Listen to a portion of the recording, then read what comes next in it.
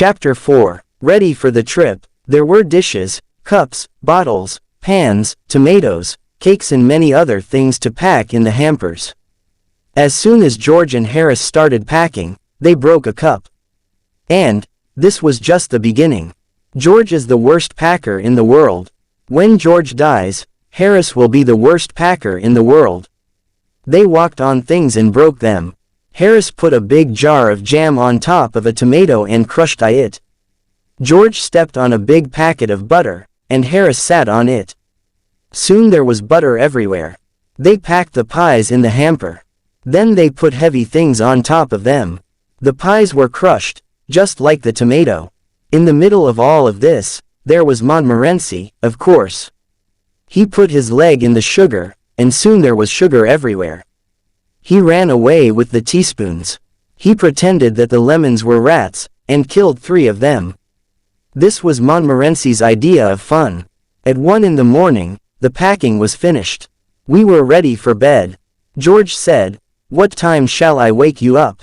Harris said, 7 o'clock. I said, 6 o'clock. Wake us up at 6:30, George, we said. It was Mrs. Poppets, who woke me up the next morning. Do you know that it's nearly 9 o'clock?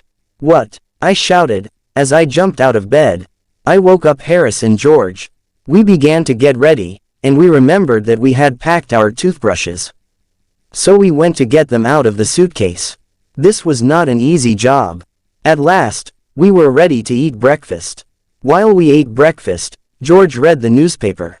He told us about the people killed on the river, and about the bad weather report. George went to work, and Harris and I finished our breakfast. That morning, Montmorency invited 2 of his friends to the house. They fought most of the time. When we were finally ready, we carried our luggage to the road. We waited 20 minutes for a taxi. Taxis usually come every 3 minutes. A crowd of people was watching us. They looked at us, at Montmorency, and at Montmorency's friends. They looked at all our luggage. A big suitcase, a small bag, 2 big hampers, some pans, some umbrellas, 5 coats and raincoats. At Waterloo Station, we took the 11:05 train to Kingston. At Kingston, our boat was waiting for us below the bridge. Harris and I put our luggage in it. We got on the boat happily, but Montmorency was worried. Harris took the oars and we started our 2-week trip on the River Thames. Harris was wearing a red and orange blazer. It was a beautiful, sunny day. We were enjoying the first moments of our holiday. When we passed Hampton Court Palace, Harris asked, "Have you ever visited the maze here?" He said he had gone into the maze once to show a friend. He studied a map of the maze before going in. He knew it was very easy to get out again. Harris said to his friend, "We'll go in and walk around for 10 minutes. Then we'll come out and have lunch.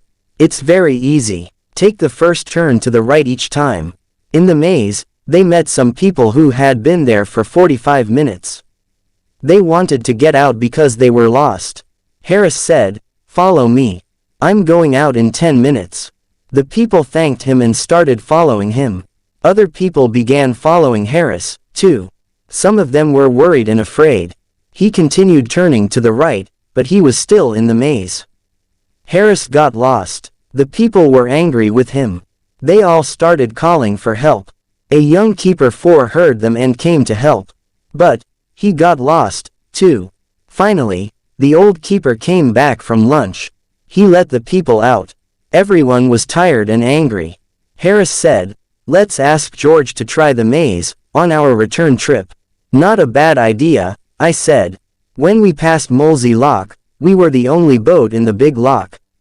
Usually, the lock is a very busy place. On Sundays, there are boats everywhere. People like the river and the sun. It's such a beautiful picture. The river, the trees, the flowers and the people, in their colorful clothes. At Hampton, Harris wanted to stop the boat and have a look at the church. I don't like visiting churches, but Harris loves it. I came on the trip only because I wanted to visit Hampton Church. You know, I love churches, churchyards and tombs. The idea of not seeing Hampton Church, with Mrs. Thomas's tomb, makes me angry. Who is Mrs. Thomas? I asked. I don't know, but she has a strange tune. I said, we must be at Shepperton at 5 o'clock to meet George. Harris said, George, why can't George be here to do some work? Why doesn't he help us with this heavy boat? What does he do at the bank? He sits behind a piece of glass all day and does nothing. I work. Why doesn't he work? I'm going to have a drink. There are no pubs near here. The nearest pub is far away, I said. What? We'll all die of thirst. No pubs. If you're thirsty, we have water in the boat. I said, water. Water makes people ill. He said, however, I am very thirsty and I must drink something. So he took the bottle and drank some water.